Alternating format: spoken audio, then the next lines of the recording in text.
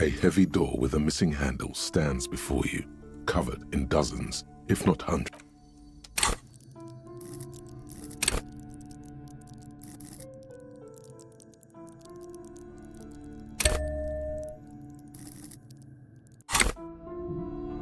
A heavy door with a missing handle stands before you, covered in dozens, if not hundreds, of seamless trinkets and charms. It appears to be locked. You smash into the wood and see a small crack appear on the door frame. It's going to take one more try to break through to the other side. But you've done it. You're not thinking of trying again, are you?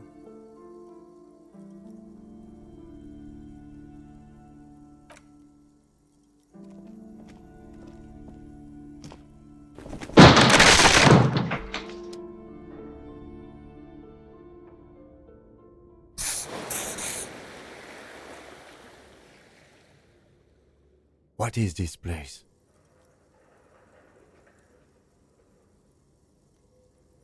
Yes, but no one's been here in ages. I doubt the electricity still works. Good thing we have a flashlight on us. Don't forget to take it out of your bag before we move on. Some specks of dust shimmer in a faint beam of daylight falling from the window. Other than that, the room is dark. An eerie feeling rises in your chest. Yes, because it's closed. Now let's move on, shall we?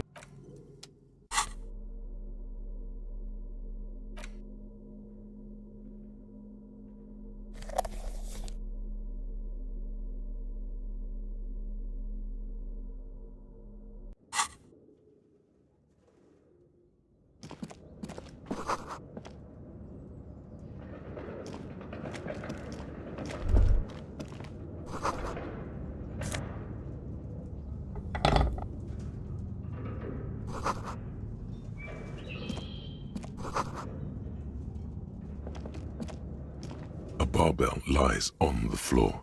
The color has worn off its weight plates. It's 60 kilograms. Your triceps hum at the sight of these weights. Show the world what kind of beast it's dealing with. There are no collars on the barbell. This is a safety hazard.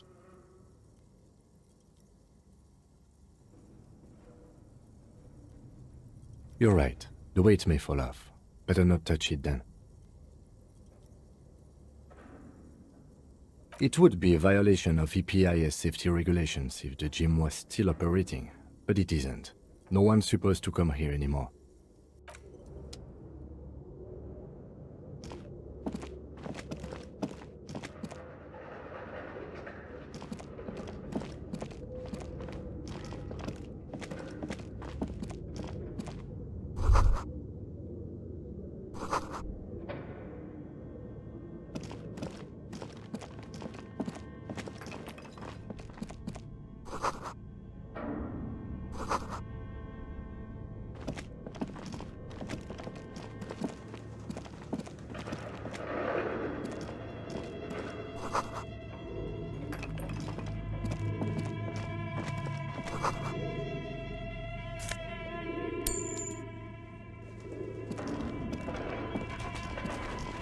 Your flashlight slides over an old green chalkboard covered in scribbles, sketches, and schemes like some ancient cave mural. Some of the writing has faded with age, but you can still make out sections here and there. Photos and drawings have been pinned to the board. These lithe, pointy-eared creatures appear to be different types of welkins. You make out autumnal candle welkins casting wax-based magic. Translucent welkins with organs shining under their skin, and even ether welkins hailing from the vast emptiness of sidereal space. You should adopt one of those welkins as your persona. No longer a mere man, but a welkin. One of the welkins, towering among the rest, appears to be different, however. It's Vara Hamira, a high welkin, his face white and scarred like cracked marble. This is clearly a Welkin supremacist. The note says, all non-Welkin races will be purged. The Haldor, the Twarg, the humans, and even headless men, all of them, purged. Imagine a world filled only with Welkin, Green Welkin, Dread Welkin, and the High Welkin to rule them all. An inordinate amount of time has gone into drawing these little Welkin creatures. Some people really like building a world, I think, even if it's just for a game. This looks like concept art for a project. It's not really real. Political commentary. That one has a great beard too. Just look at those details. So much effort. The photo collage depicts barren, icy landscapes wrapped in perpetual night. You see permafrost and glacial landforms, dead trees grown in under the snow. Entire oceans have been frozen from shore to shore. There are pictures of settlements on dried up riverbeds, abandoned in a storm. Animal corpses in the dark, carcasses and bones. You see primitive oil rigs built into glaciers, boreal dvorg, yurts under the snow, great mammoth-like beasts of burden. Albeit dark and cold, this vision also feels cozy in its own way, like eggnog or morphine, a much-needed respite from our own world. A pinned postcard reads, "The heat-death scenario, a desperate fight for geothermal energy engulfs the world as Wirral becomes untethered from its sun, drifting through the universe." This is a monthly calendar from the year 50. Cryptic words like sprint, daily minimi, and GPI span the marker-drawn grid, the grand scheme of production and money. It looks a bit like an academic calendar, only much more brutal. Minimi stands for a mini-meeting. It's part of a bigger framework for managing work called RUN. Station 41 tried to implement it a few years ago, but failed. As time goes on, the numbers in the boxes grow rarer and rarer. The board becomes an empty snowfield in the final days. Only failure and regret dwell in this region. Looks like they didn't make it. A note in the bottom left corner of the chalkboard says, "See the prod schedule filament for details." The handwriting is only partly legible, but you can still make out 3 slogans: "Call in, tune out," "Wirral untethered," and "Heat death of the universe." The full text reads, "Heat death of the universe is the new black." Another note says, "The biggest advancement in role-playing systems since the 30s.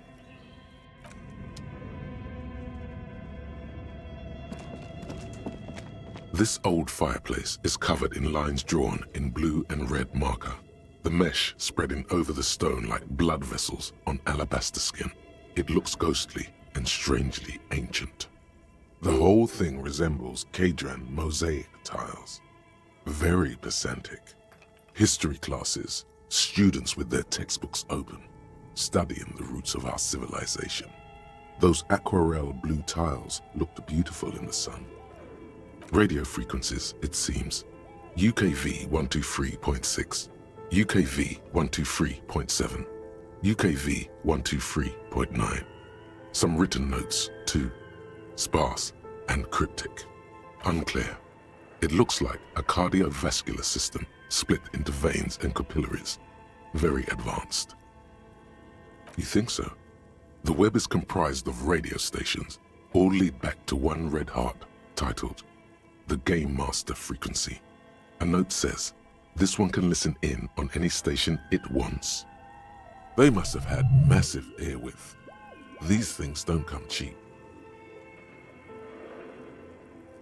Someone very important, a conductor for the hundreds of story threads that pass through the Game Master's frequency. Whoever decides to call in to a call-in station, it looks like. A list of names under the stations suggests people across 6 Isolas would be playing. Muindi, Insulinda, Kotla, Grad, Samara, and even Il Mara. There's no way a little basement studio working here could pull anything like this off. My God. It's as if the less money they had, the more ambitious their project became. Exactly. This schedule, I know doom when I see it. The company was running out of funding. Nothing. It's just lines on marble. An echo from times long gone. No one has used the fireplace in ages. This appears to be some kind of machine with a cube-shaped heart and a wired framework.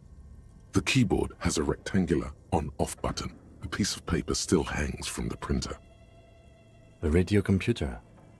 Just sitting here without anyone inside. What he means is that these things cost money. Why would anyone just leave it behind? But we are looking for a fridge, and we are pressed for time, so... On the other hand, it's not that I'm not interested in abandoned radio computers.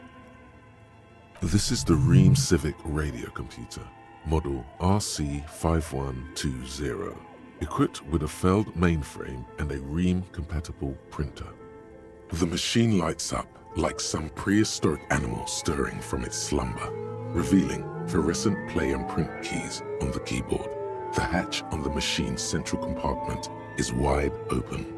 It's empty like a beehive without its brood. Some cables have been left dangling. This is where the memory should go. Nothing happens. Something's missing. There's no tape in the player. Nothing happens. Nothing happens. Something's missing. There's no tape in the player.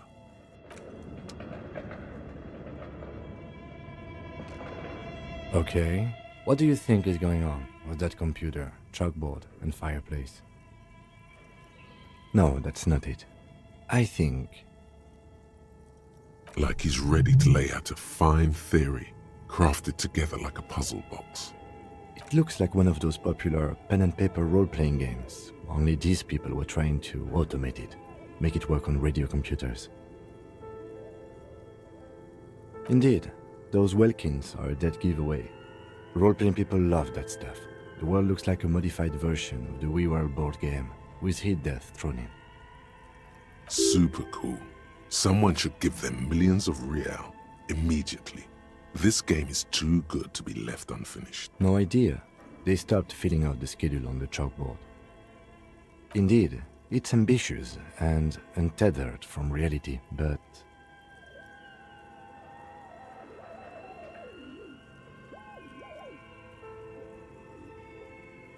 It's too late for that, I'm afraid. Okay, let's keep moving.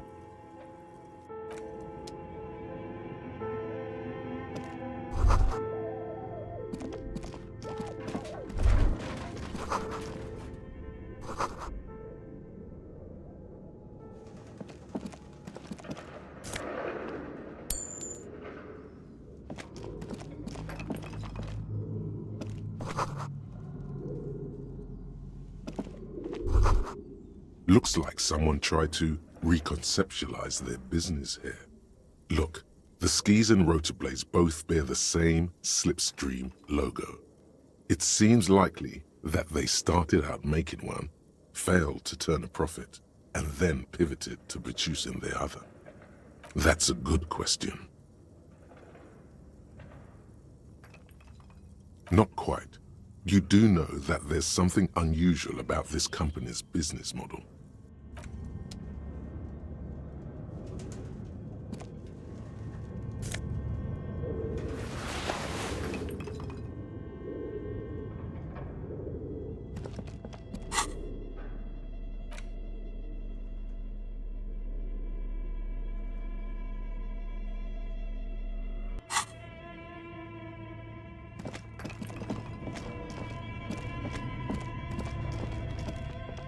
Tiles on the cube are still smooth. Like a smooth draw, the filament slides into place. On the keyboard, the play key starts blinking. A bar of fabric right above the keyboard starts producing a soft hum. The sound of static seeps through the machine's planar magnetic driver. The static gets louder, slowly filling up the abandoned hall. until a voice speaks out, crackling and old, cutting into the air. Good afternoon. Fortress accident en rue de Saint-Ghislaine. This is East Insulindian Repeater Station 1. Please repeat. Is this the production schedule? The filament you have inserted into the reader. That was a question. Have you inserted it into the core? Good. Please repeat the password. Password? Of course it would have a password. That's why there's a human administrator involved. I am contractually obliged to protect the privacy of the filament holder for stress accident. Without filing a warrant with Lintel, I cannot give you access to this filament. I'm afraid we are not doing that, unless we want to wait for a month. Now, can you please repeat the password? Received. I will register this login attempt. Don't worry. Passwords have a way of turning up sooner or later. Fortress accident. Is there anything else I can do for you today? Good. Please repeat the password. No. A hint system is not part of the protocol for repeater stations. Received. Don't worry. Fortress accident. Thank you and goodbye. Tiles on the cube are still smoldering.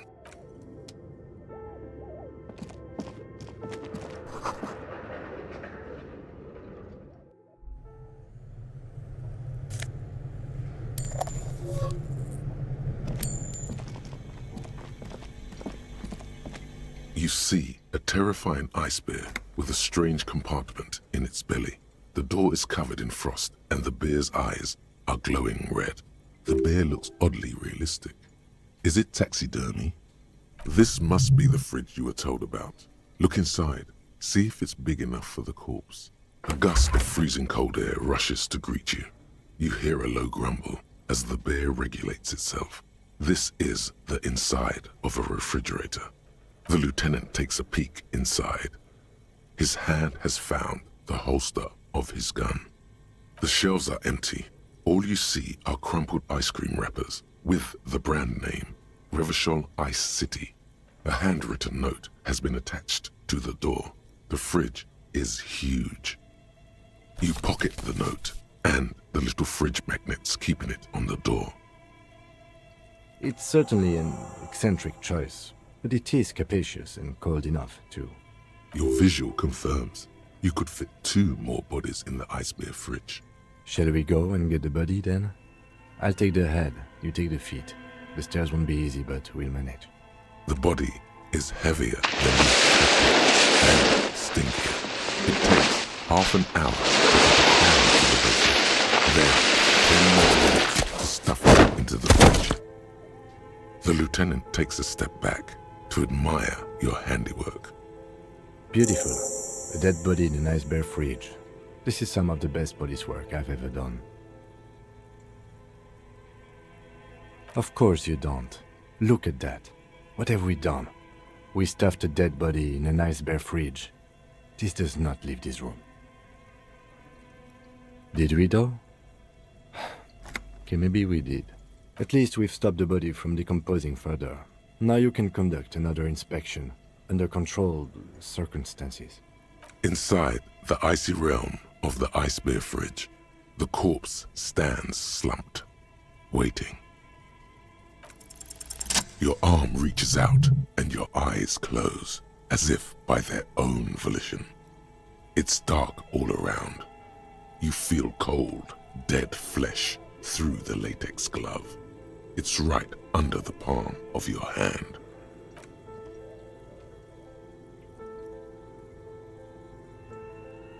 His face, his cheeks, his nose, his fat, swollen lips. Like a rubber spider, your gloved hand crawls on his features. Everything is silent, all around. You pick it between your fingers. The mess feels large, very porous somehow.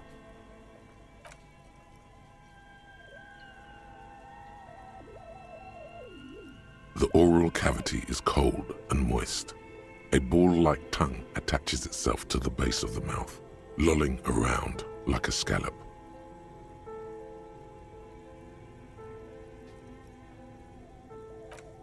You're not far. It'll come to you. They are swollen shut. You need to really push to get in. Only the little one fits. The flesh changes shape as you bore in, searching for something in the cartilage. The thing you're looking for, it's not here either. Crawl out, spider.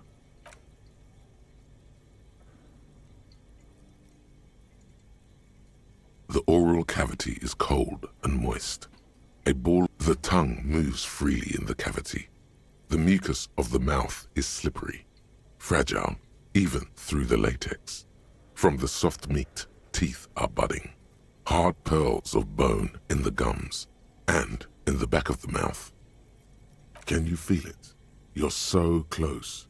Rip his jaws open now. A vision of black and dark red death, pried open by your hands and studded with teeth. Looks like he's laughing. Death fumes rising from his throat. And there, in the back of his mouth, you see a hole, barely visible to the human eye.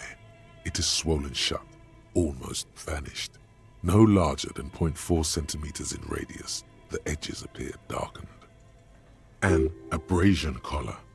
This is what we're after.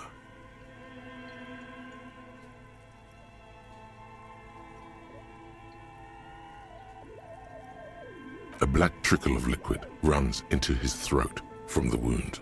Your index fits right in there. A tight tunnel of flesh opens up, tissue damage, wide enough for 2 fingers. As you push both in, you reach through his mouth, right into his brain stem. The basal ganglia feels clumpy. What entered here has torn apart his reptilian complex. This man will never sleep again, never wake. Your yellow fingers slide into the remains of the limbic system. There is no resistance. It's gelatinous. The slug-like structures are damaged too. The tearing extends deep into both hemispheres. This is what he used to regulate his emotions with.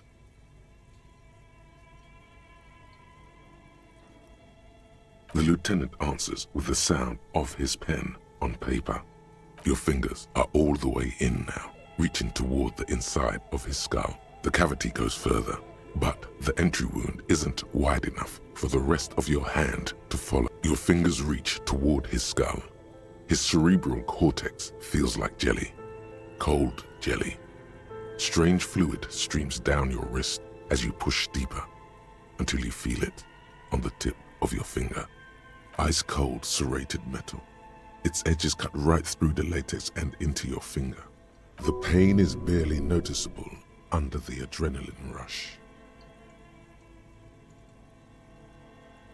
There's a tiny crack, a protrusion in the cranium, right in the back of his head.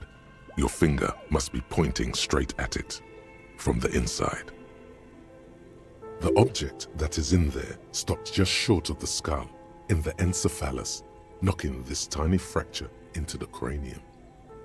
We have the makings of a very small exit wound here.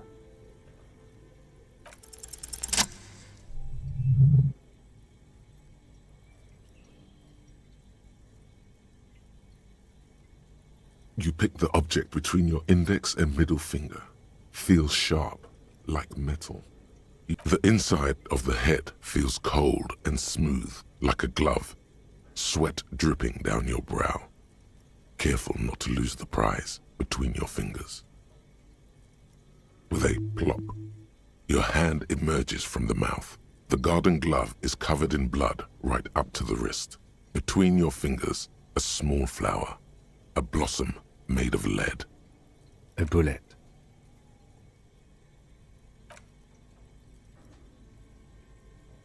The bullet falls in the bag, leaving a smattering of blood on the plastic. He raises the bag under his eyes and says, A non-caliber, rifled, some kind of brittle alloy, fractured on impact.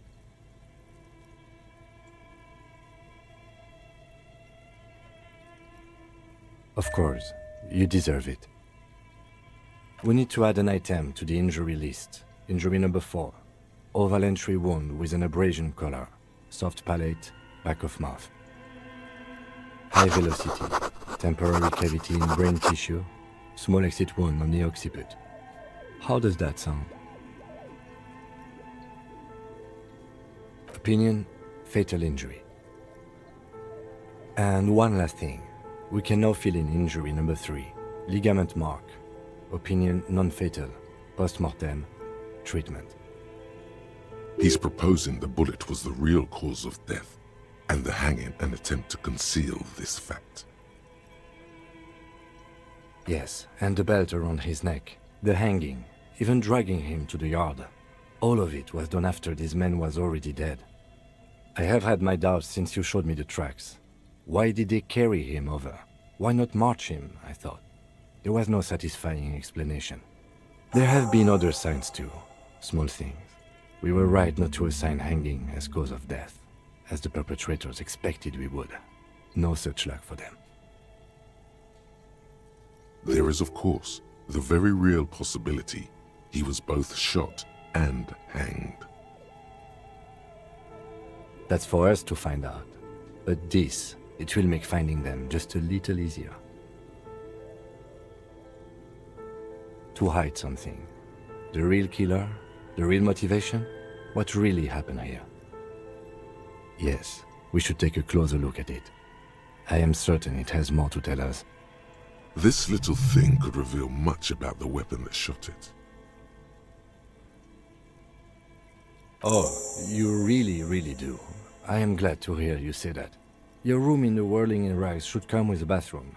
Be sure to make use of it in the evening. We bag the corpse and carry him to the holding pen of my kinema. I can transport him to processing myself, but I will be gone for the rest of the day. Work on the case. Tend to personal matters. Try not to do anything too dangerous. An officer needs backup in a neighborhood like this.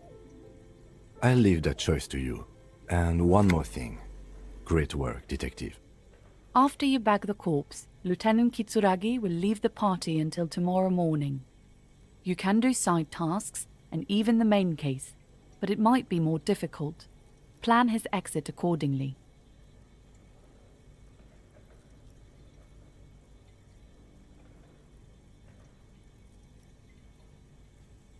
A friendly cartoon bear smiles back at you from a glossy cellophane wrapper. It looks nothing like the fridge, or the decomposing body in it. The paper still smells of vanilla and chocolate. Even under this stench, you can feel it. Good question. It looks like an ice cream fridge. I know. What an unfortunate marketing choice. What is even worse, the bear is still costing them money to this day. The electricity bill must be catastrophic. On the other hand, it did help us with a certain corpse situation. Indeed. Refrigerated meat is much better for coroner's work. All right. There go those beautiful enamel boots. May they rest in processing.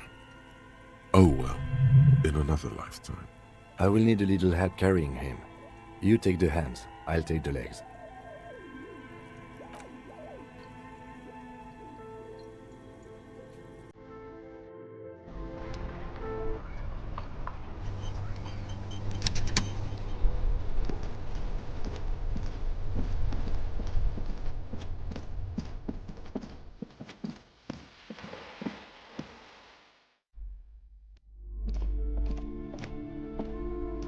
You broke down? The back door?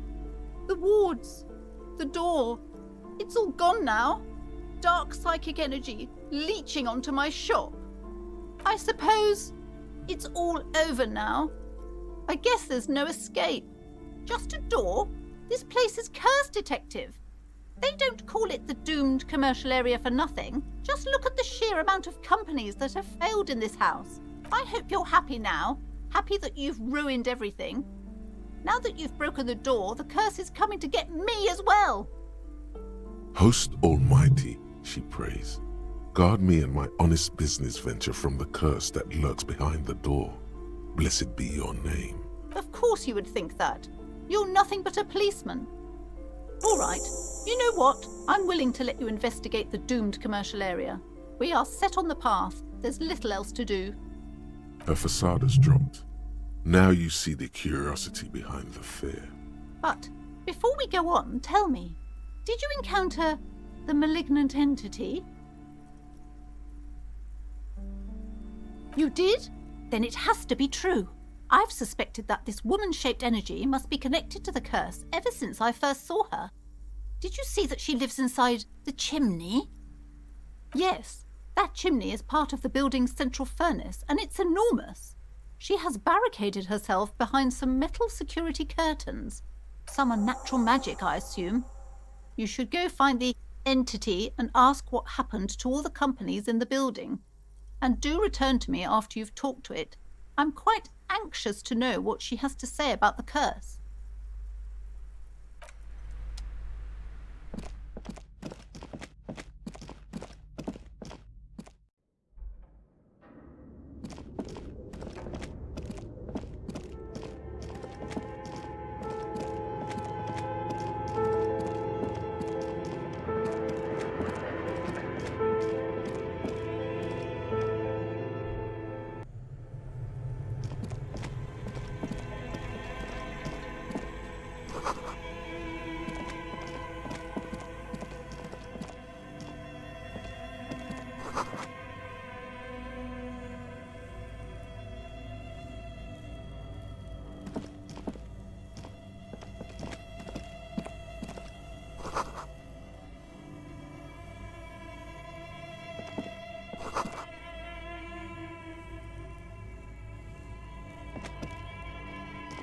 A few bricks have fallen off, revealing a compartment behind the wall.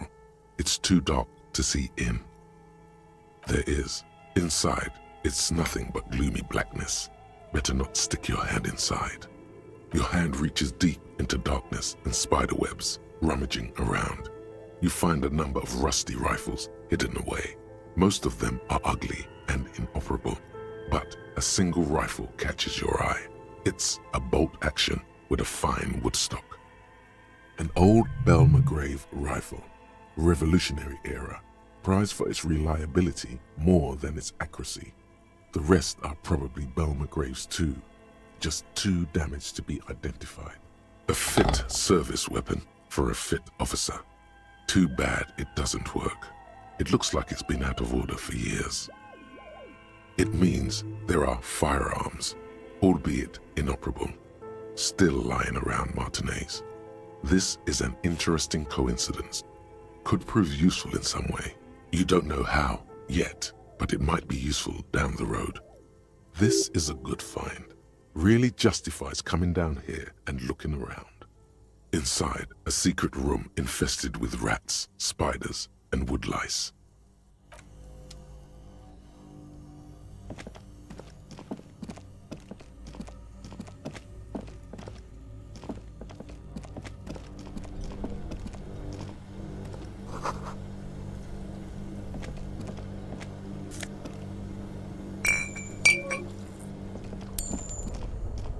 Two cables are plugged into the breaker box.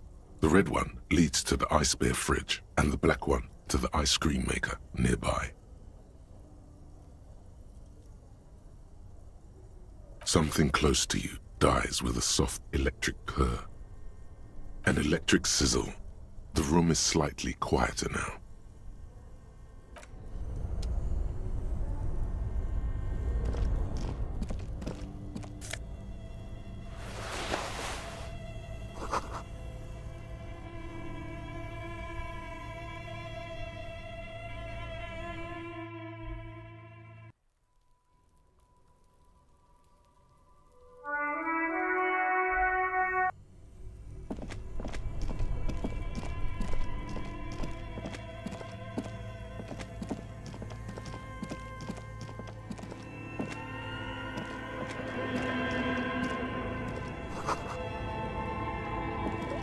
thick layer of coal dust covers the furnace, coloring it pitch black.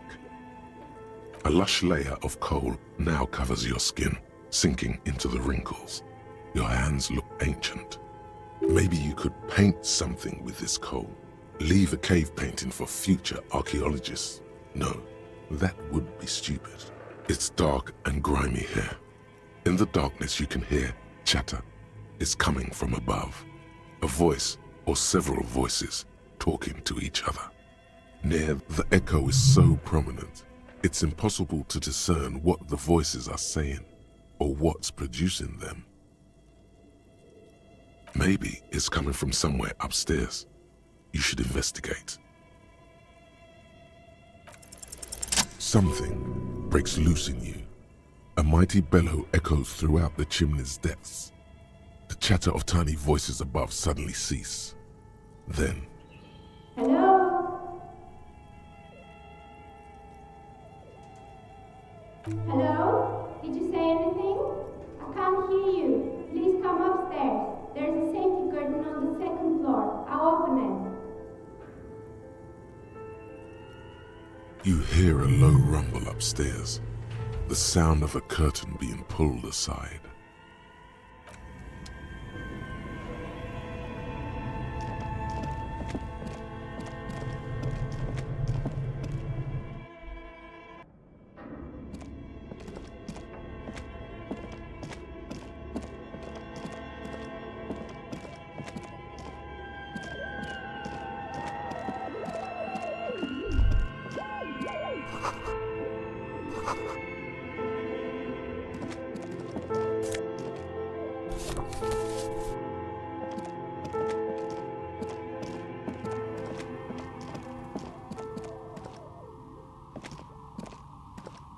Hello, I'm Nia. Did you try knocking on my window? I must have missed you. I've been listening to my Milius. So what kind of dye are you looking for? She's got a direct view to the backyard. You should interrogate her about the lynching. Yes, Amelia is like a call-in station. You need a two-way radio to access one. That's why I have these. Mostly, they just teach you to swear in different languages. But some of the stations can be quite interesting. I was so absorbed, I must have missed you knocking. I'm a novelty dice maker. Tell me the name of your role-playing system and I'll make the die you need. That's why you're here, yes? Role-playing games? You know the one made by Fortress Accident. Does that count?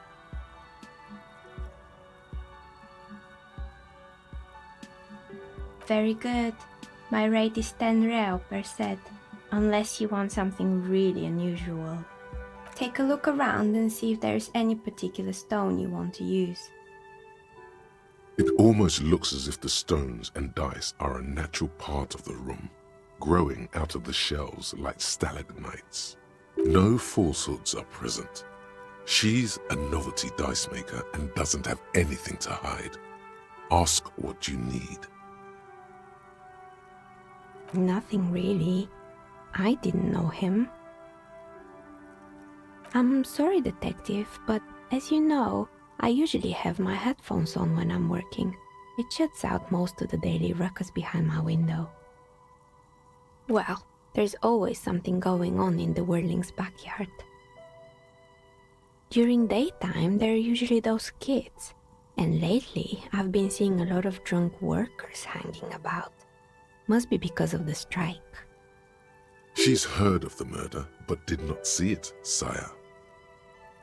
But I never saw anyone during that fateful Sunday night, I'm afraid. It's an odd profession, making dice for people, but I like it, and I prefer doing this to sitting at home.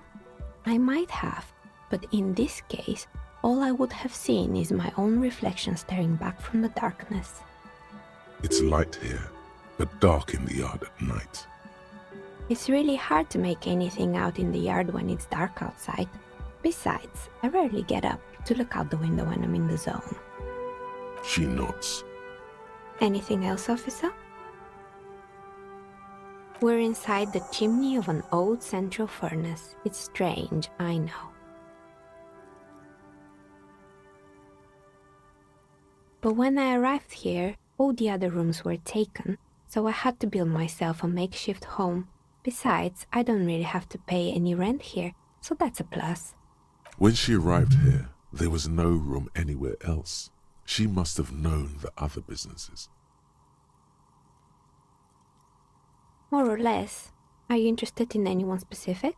Oh, quite a lot of them spring to mind. It wasn't merely a gym, it was Artemitep's boxing club, a community project created to steer at-risk youth away from drugs and crime. Kuno. Who's Kuno? Oh yes, you mean the kid with the sailor's mouth. Yes, I've heard him yelling profanities in the backyard.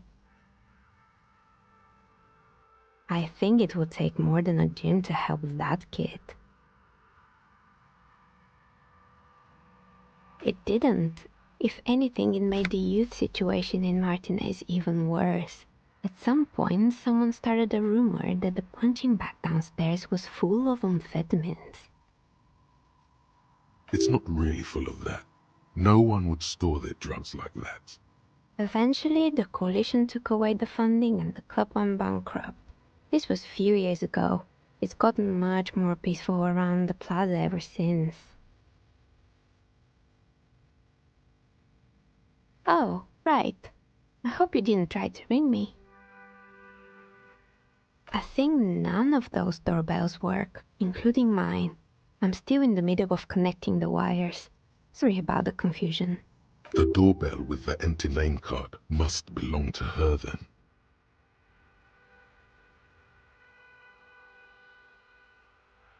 That's right. I haven't even written my name there. It can't be true. They don't work here anymore. They've been gone for years. Are you sure it was Slipstream SEA? Was it a woman? Maybe it was Plaisance from the bookstore. Tricentennial Electrics? It used to be a major electric company 100 years ago. Are you sure it wasn't just some kids playing a prank on you? It was too real to be just a prank. Either we're dealing with a professional actress, or whatever happened, keep your cool. It's probably better to admit that it was a harmless prank. Oh, the kids these days. We were just one of them, and now they're terrorizing us. No solidarity. You could say so. Both houses were built at the same time and under the East Delta Commerce Center project. That explains why you can call the whirling from the intercom, albeit I doubt that anyone responds. If the whirling is part of the same building, then it's part of the doomed commercial area. The darkness of this place is there, too. Right, it used to be a gaming arcade. This is an ancient failure, before my time. I'm not surprised, however. My advice? Don't base your business on a fad. Hypnotism, floriography, trick track, especially pinball. Sure, I'm listening. Oh, this one's a mess. There used to be a company that promised to repair windows 24 hours a day. What could go wrong with this one, right? Turns out, the business was actually set up as a front for an illicit group that was producing snuff milieu. Who would have guessed? What's the snuff milieu? And they never cleaned up the debris either. Now it's just littering the hallway and I have no idea how to get rid of it on my own. It's a sub-rosa radio station that broadcasts real murders with real victims. Some people pay good money to get off on it. Nothing changes in her tone as she says that, as if it's just another piece of information to lay out for the world. People do that. I believe the ICP got them. They have a special division that deals exclusively with sub-rosas. It's the Copperpedia reporting in. ICP stands for International Collaboration Police. In any case, I don't think it's your job to worry about what happens on medias. I probably shouldn't have even mentioned it. Things like that are better forgotten. You mean Mr. Fabron, the taxidermist? No, he mostly just did drugs. Anything else? There used to be a fashion atelier here, but I have forgotten the head designer's name. They were doing well for a couple of years, until the insect rights activists came. The atelier produced a certain collection that used chitin among the materials. Apparently chitin is made in the Occident, where it's extracted from beetle wings. And you know how all kinds of political movements are big in the Occident. The activists shut down the biggest chitin supplier, which of course caused the price to skyrocket. And, naturally, all the most fashionable tastemakers refused to be seen in chitin from then on. The atelier went bankrupt before they could finish the collection. Really? Anyway. They were made by a company called Slipstream. After they pivoted from making rotor blades to skis, their chief executive took off on a vacation with all their money. Honestly, I think it's quite funny. I think he's still sending out holiday transmissions from Tulula or Tiumotiri or Hashtkor or wherever he is. Sure, it's illegal, but it's not exactly anything extraordinary in business. Besides, Slipstream is history now. All their remaining assets got seized by the bailiffs in 47. I have no idea why those skis and blades are still lying around. They were just the props. Why return them? Maybe you could make a sword out of one. No, wait, forget it. It would take too long. Fortress Accident, the radio game studio. They were an interesting bunch. We talked about role-playing systems every now and then. Once, I even saw two of them get into fisticuffs over Wirral. They certainly took their work very seriously, even if they seemed to be chronically liberal with their schedules. The usual, they ran out of money and couldn't get the project done on time. Well, I did hear them talking at times. They seemed to believe they were historical individuals on some grand quest. She sounds almost mocking when she says that. Yes, but when the money started to run out, they just began to complain a lot about capitalism. You know, how the markets are rigged to keep out new businesses and so on. In the end, they just didn't get it done. They didn't have enough willpower to produce something truly historic, and to show up to work on time. Not the wisest decision. You would have lost all your savings. The result is 1 on a 20-sided die. Anything else? Oh boy, the fabled Revachol ICT. You're in for a treat here. The place was owned by two guys who had some rather innovative ideas about marketing. The bear was one of them. Now ask me about their other ideas. Indeed, what were the other ideas? There was really just one, and it involved picking out the prettiest girls in the neighborhood and paying them 20 cents per hour to man the booth.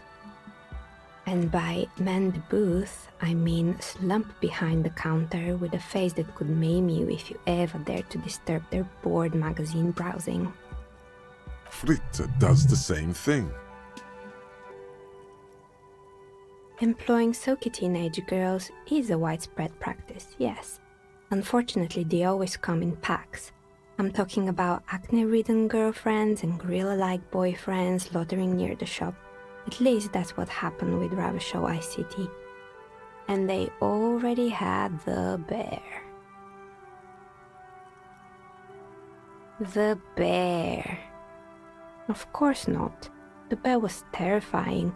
No one wants ice cream guarded by a hostile apex predator. To make matters worse, the fridge didn't work too well either, and half the ice cream came out malformed and partially melted. Eventually, Revachol ICT lost the price war to its rival, Class A 5000. Class A 5,000 soy caramel sundaes for only 5 cents a piece, out of regular fridges. Maybe, because the taxidermist who made the bear definitely wasn't. Doing his job, I mean.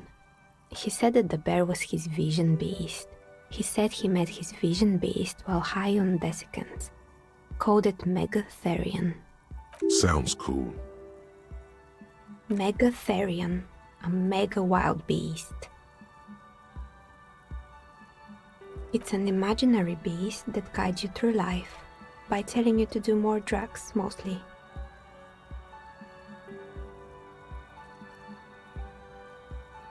Understandable, you shouldn't do them. Anyway, now you know the story of the fallen ice cream empire. Little sparkling embers under the window. Anything else?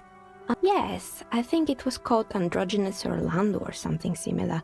They weren't a big hit around here. Turns out that working class men don't like genderless haircuts. They're scared of that word. A bit of experimenting every now and then isn't bad. It's not about the haircut, it's about the confidence. I guess it just wasn't the time yet. I'm pretty sure it still doesn't work, but sure, what do you want to know? Sure, I'm listening. Good. I hope it clarified things a bit. What else? I've heard the stories, but I don't think those stories are true. It's just capitalism. We only hear about tales of success, so it's often surprising to realize how many ventures actually fail. Plaisance, the bookshop lady? I've heard that her business is doing rather well. Have the energies spared her somehow? Ah, the Seminese trinkets, of course. But it doesn't. This is merely a sarcastic response. All right, but it's not just the bookstore that's still up and running. What about the whirling in racks? Some people say it's part of the building complex. And then there is me.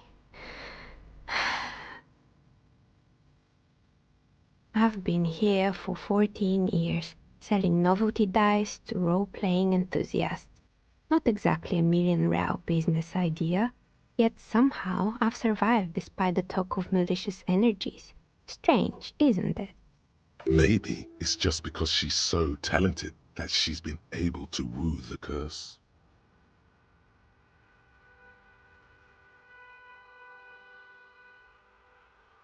I was just about to ask, what do you think? Do you think the curse is real? Exactly. Truth is always so disappointingly mundane and boring. But I'm glad we got this sorted out. Anything else I can help you with today? That's all she has to say on the subject. She's been thorough and truthful, as far as we can see.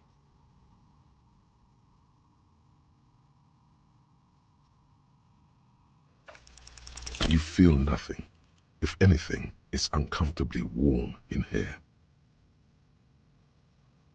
She has begun to idly clean one of her carving tools with a dirty kerchief. The tool's sharp. How did I become one? It was a business decision. I was a regular jeweler at first, but that's an unfocused field with too much competition. Some of my friends were role players. They asked me to make some polyhedral dice out of cobalt. That was my first order. I grew it, not especially. I like working with rare materials and a steady pay. And role players as customers? They're nice people. Some of those nice people have big bucks to spend on novelty items. Wow, you work hard. Oh, yes, you hustle. You're a provider. It's tough out there, but you keep it real and provide. Oh, yeah, like a horse, a workhorse. Look at yourself. You're a human pedometer. You must have walked 200,000 steps down cracked asphalt, mosaic, sand, and linoleum. That is the sign of a hustler who never gives up. The world is harsh and people are evil. You didn't make it that way, and you won't let it break you. A little. You make money. You got gills, baby. Got those black papers with the faces of the innocents on them. You bring in the Franco-Negros and the Solas. It ain't easy, but you do it. Day in and day out. You didn't make the rules, but you won't lose. You're a cop and a sprinter and a money printer. Yeah, you're in the sales business. Shake 'em for shit and then pawn it off. Law officer style. Sure. And has it been easy? Is life easy? Have you not gone into cardiac arrest? Are you not about to have an anxiety attack or shoot yourself in the mouth? But you still hustle 24/7, ride or die. Are you rich? That's right. You work harder than anyone. You almost rode yourself to the grave and you're still practically a hobo. Why? Because of the taxes. G-Man's got his jam-covered sticky fingers in your pocket, stealing from you every time you buy, sell, walk, talk, fart, so much as sneeze.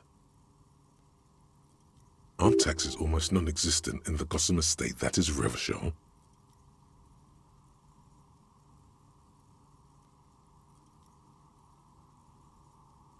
Every time you wipe your ass, they got their direct and their indirect modes of taxation. Sales tax, excise duty, extraction tax, alimony, one tax that doesn't even have a name. Plus there's the stuff people in other countries pay for. That makes them ask for more money from you. Here. Total tax duties add up to 98% of all your money.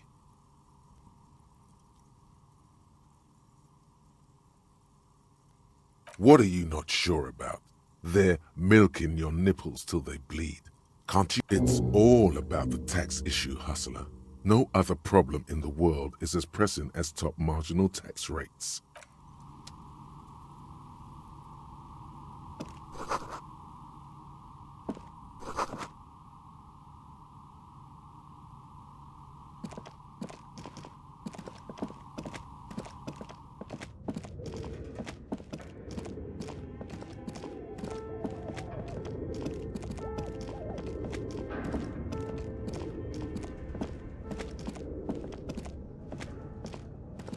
Tiles on the cube are still smoke. The speaker. Good afternoon. Please repeat.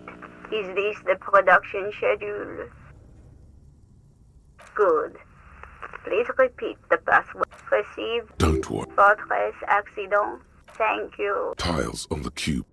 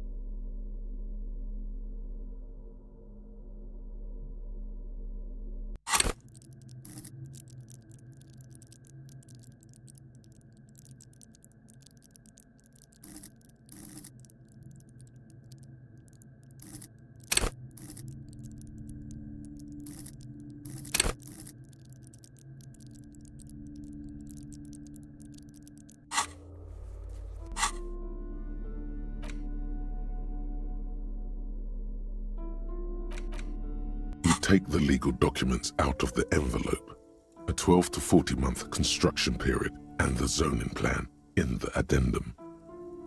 The youth center cuts into the ocean like the bow of some great modern ship. Apparently, it's going to cover most, if not all, of the street and the square between the existing houses. It's 3 stories tall.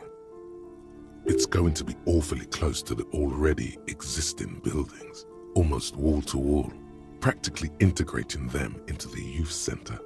This is either an ominous or cool architectural choice. My money is on cool. Looks like a cubic pyrite. There is no loophole. The simple truth is the current residents are going to lose their street access, and for the next 12 to 40 months, their lives will be dominated by constant construction noise right next door. Well, you could trick Everard. Get some random people to sign the document. By the time the union boss finds out, your business here will be already concluded. The note is written with a blue pencil on a piece of lined office paper. The kitchen magnets have left spots on its surface. Someone has scribbled, S. I can't believe the off-site copy is still here. The illiterate ginger kid keeps stealing stuff from the studio, so I had to hide it somewhere safe. You'll find the filament memory with the off-site copy in the frozen ice cream maker. Please take it home, ASAP. It's important. I'd do it myself if I lived in a civilized place with a freezer. Take care, Suliswaf.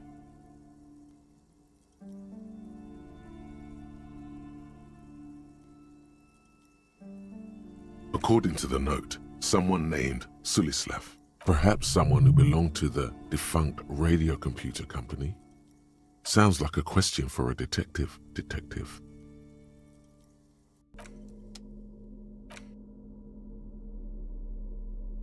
The bullet is safely sealed away in a plastic bag, bearing the squashed bullet has some sharp edges where the jacket has split open. It feels cold, even through the bag. You wouldn't ordinarily have cause to handle jacketed bullets. The citizens' militia uses cast bullets only. Little pebbles of metal loaded from the muzzle, usually in a cartridge. The squished little thing has no idea. I know. You should find the gun that shot this bullet. That sounds like something a police detective would do. First, you should learn all you can about this little guy. Then find the gun that shot it and the person that gun belongs to. He used it to kill your victim.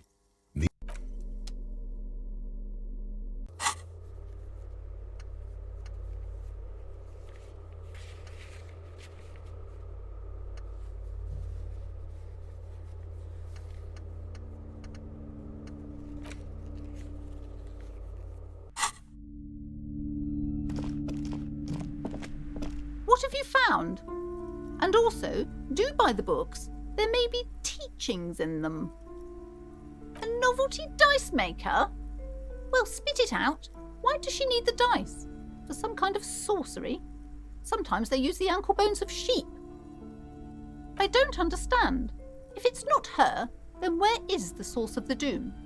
How— The narrative she's built herself, it does need tearing down. She's squeezing on the pendant too tight. A drop of blood in her palm. To hell with it. Perchance you ought to just lie, sire.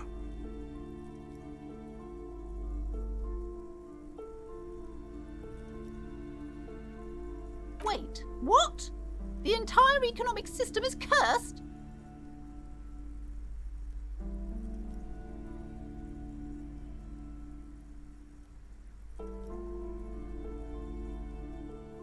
Precarious world? Economy? I understand what's going on here. You went in there, rummaged around, and accomplished nothing. And now you're telling me these intellectual things to cover up for it. It's okay. You don't have to. I was wrong to trust another person. I will manage this psychic calamity as I always have. Alone. Thank you for nothing. Please, do buy some books, or be on your way. Wow. Total psychic collapse between you two right now. There was never any other way this could have gone. She's just too far gone into her own mind.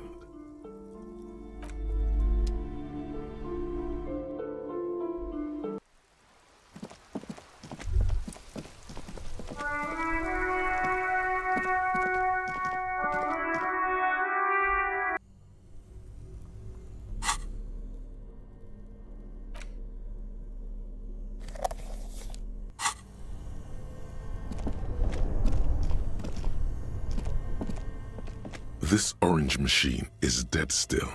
It has a hand-cranked ice cream churner and an electric freezer. The ice around it slowly melting. You slip your fingers under the frozen lid, but the ice is too cold for you to get a good grip. A pry bar would come in handy here. No, this is going to need something else. Some kind of super pry bar. Don't even try to open it with a regular pry bar. You're just wasting your time. If you want to try again, then you need to have the pry bar in your hand, detective. Equip the pry bar by going to the Tools tab in your inventory. Turning the crank feels oddly satisfying, like stirring your childhood dreams. In the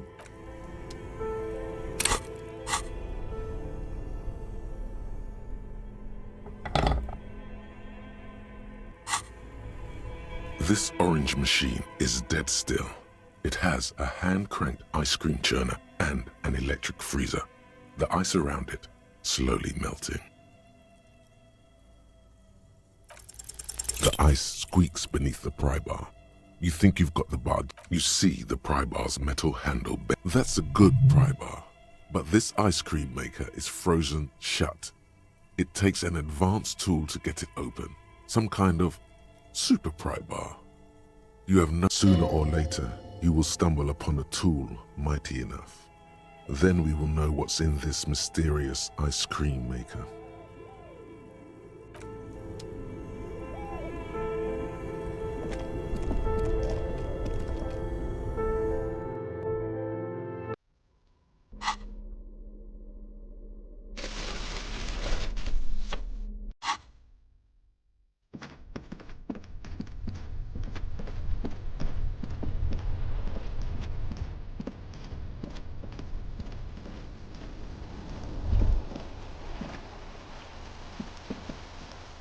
We are still waiting for a replacement for the bull you sent sinking. What is this? Are you mocking us? This isn't for pétanque.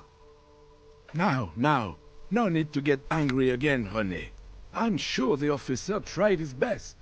It's not like there's a bull kiosk here in Martinez. Trying is worth as much as is accomplished. In this case, almost nothing. Fine. You try to right a wrong. It's still a gram better than actual nothing.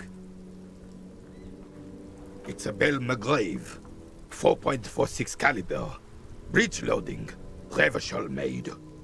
Good weapon, accurate and reliable. His moves are quick and precise as he first checks the weapon, then aims it at the sea. This man knows firearms intimately. This one's inoperable. The bolt spring is missing and the mechanism is jammed shut. Still a beauty. Where did you find her? I understand. Unfortunately, I don't know what else to tell you. These BMs are an antique. No one uses them anymore. The ammunition is impossible to find. Yes, the Debardeurs Union pays me to stand vigil during the nights. Not out of any political allegiance, mind you. I'm an old man.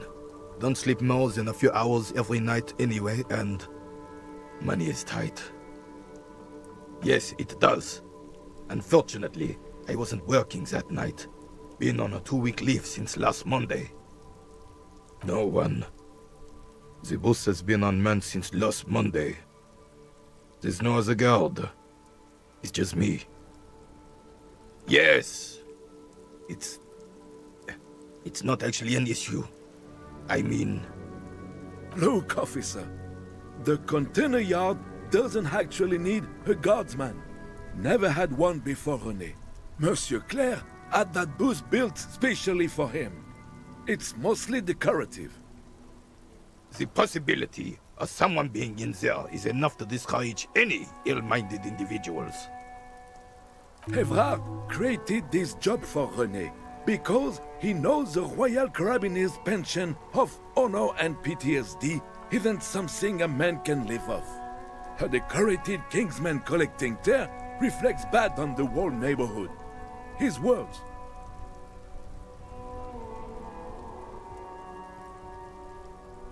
Oh, I didn't mean to imply there's something wrong with that. I do it too. Everyone does it. It's an excellent side thing. Yes, yes, yes. Can we conclude the topic of my guard boost now? She is nobody. This is none of your concern, and I refuse to discuss my private affairs with the RCM. The lady is Jeanne-Marie Beaulieu, and she sure as hell wasn't a nobody. Yes, yes. Like I said, it would be up anyway, so might as well keep an eye out. It keeps my senses sharp. Ah, yes! King Philip III, on his steed. A reminder of what Revachol once was. Oh, absolutely. At the mercy of a cocaine-snorting tyrant who emptied the treasury so he could sleep on a bed of gold. A superpower, feared and respected. A testament to what this country can be under the leadership of a true king. Someone who knows how to rule. Decisively, without fear of offending the sensibilities of the frail and weak-minded among his subjects. This is something the insurgents never understood. A nation is only as strong as its leader. That's why it was such madness to try to... Don't get started on that again. What happened, happened. The carabinier doesn't reply, but his entire being Oh, old Philip was a big fan of the purple nose candy the nobility loved so much. A cocaine connoisseur of sorts. His egocentricity is borderline legendary. You can't even take responsibility for yourself. How could you fathom the responsibility weighing on the shoulders of a ruler? That's why the Philippian kings use cocaine, for clarity of vision, to aid in their work. Regnum cocainum, Revachol's finest years. Philip III was even brought into this world with the help of cocaine. The court medic administered a dose to his mother when she was in labor, and it is well known that with the help of cocaine, only the purest, of course, he was able to connect with higher realms.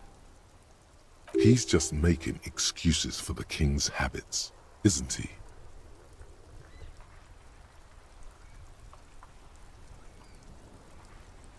From what I've seen of the officers of the RCM... but I don't want to get right.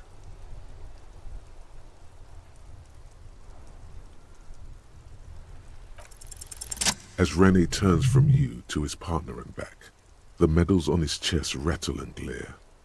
He keeps his spine straight and his ribcage lifted. 2.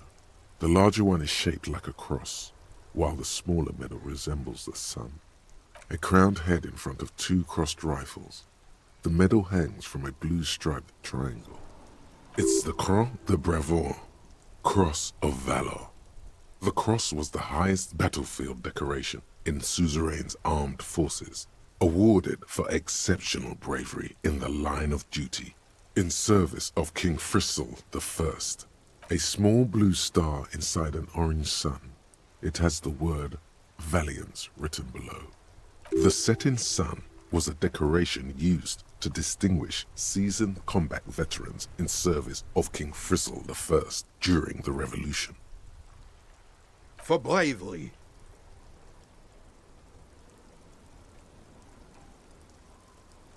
I'm sure, but I know this uniform's reputation. You are also wondering if I got this for raping women or killing babies. Honor is everything to me. Whoa, sounds like you're about to open the gates of conversation.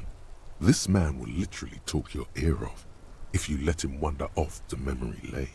For doing my duty in the heat of battle, for looking my mortality in the eye, when men like Gaston here hid in the bushes and shat themselves. He saved some muddy princeling who foolishly strolled into the front line in his gown of velvet and gold. It was on the first months of the revolution here in Revachol.